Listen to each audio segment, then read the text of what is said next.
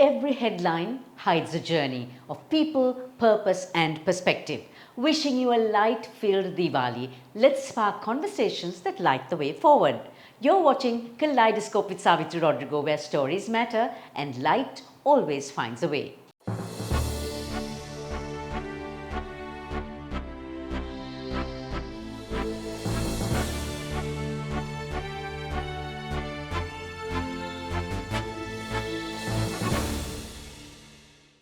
From the Kaleidoscope studios, Rohan Pethiyagoda, Checkpoint Charlie, and your week that was in news in a blink.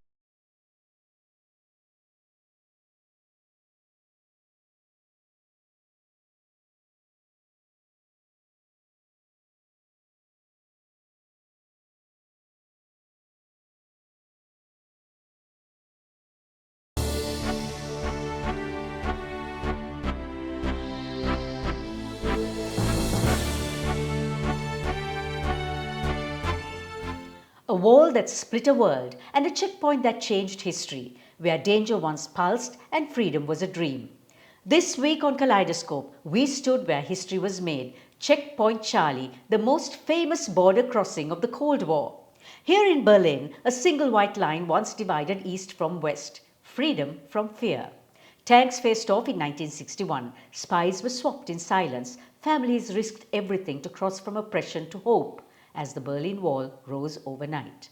World leaders and icons came to see it for themselves, all standing at this narrow strip of land that symbolized a divided world. For nearly 30 years, Checkpoint Charlie was the stage where power, politics, and the human spirit collided. If ever you're in Berlin, take a walk to Checkpoint Charlie. It stands in the middle of a busy street, waiting to remind us that freedom was never free. You can find Kaleidoscope on YouTube, Facebook, Instagram, and LinkedIn. Follow, like, and subscribe for the latest stories and updates. A massive thank you to SriLanka Live, CDB, and The Daily Morning, our amazing partners who make it all possible. She wins with CDB Wings, exclusive financial solutions for women.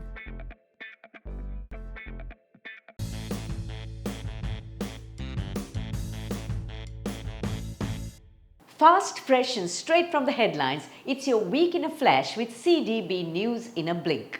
Sri Lanka's reserves rise, standing now at $6.24 billion in September. GovPay clicks big, processing 400 million rupees in digital payments since February. And in this week's market sketch, with seemingly few options for investment in Sri Lanka, the All Share Price Index continued its upward movement, firmly heading towards 22,800 points, with 23,000 points well within the horizon. Crude oil inventories in the US drop, prompting oil prices to return to $58 per barrel levels, even though the medium to long-term expectations are that oil prices will remain depressed due to abundant supply from OPEC Plus and other major oil producers. The record-breaking year-to-date rally on gold finally had a brief correction this week, with gold prices dropping to $4,100 per ounce levels, but buying from central banks and gold-backed exchange-traded funds ensured that prices rebounded. Foreign investment loans hit $827 billion from January to September. Sri Lanka's largest grid substation worth 5 billion rupees comes up in Habarana. On the global table, Sri Lanka ranks number 7 among the world's best food destinations at the 2025 Reader's Choice Awards. Across the Pork Strait, Ayodhya lights up a new world record with 2.6 million lamps for Diwali.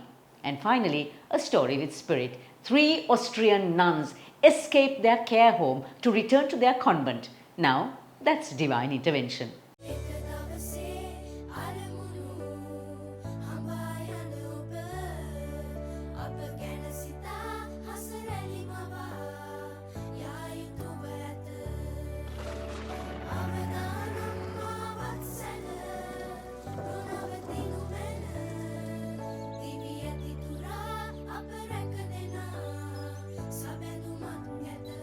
You focus on your goals. We will take care of the risks. SriLanka Life.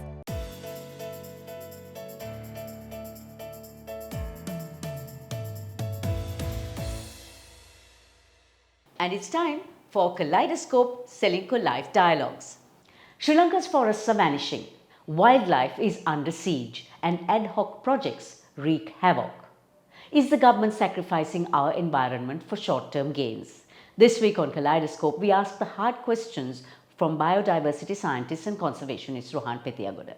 Sri Lanka is celebrated for its abundance of nature, truly a paradise. So why have successive governments appeared to have been more willing to exploit the resources than actually sort of nurture it? I think the fundamental problem here is that governments can't think strategically, which means long-term. Environment, biodiversity, these are interventions that need very long-term thought. Governments work on an electoral cycle of 5 years, which means they have to deliver fast. That's the cycle in which people pay their rent rather than look to the future of the grandchildren. So this is a nagging problem with environmentalism the world over, and especially in Sri Lanka. So why is there such a stark gap between policy statements and actual protection? Because we don't implement policy in this country. It's very rarely that governments actually make policy with the intention of implementing it. Usually policy is made, for example, for environment or biodiversity, because we have gone and signed some international convention and white people somewhere want us to have a policy document. So we make the policy document and give it to them, but we don't actually translate that into action.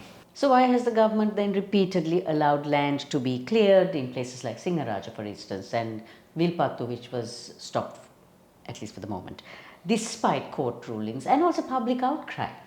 But even to get that court ruling, Savithri, that wasn't a court ruling, that was a concession by the Attorney General on behalf of the government, came after 15 years of legal wrangling.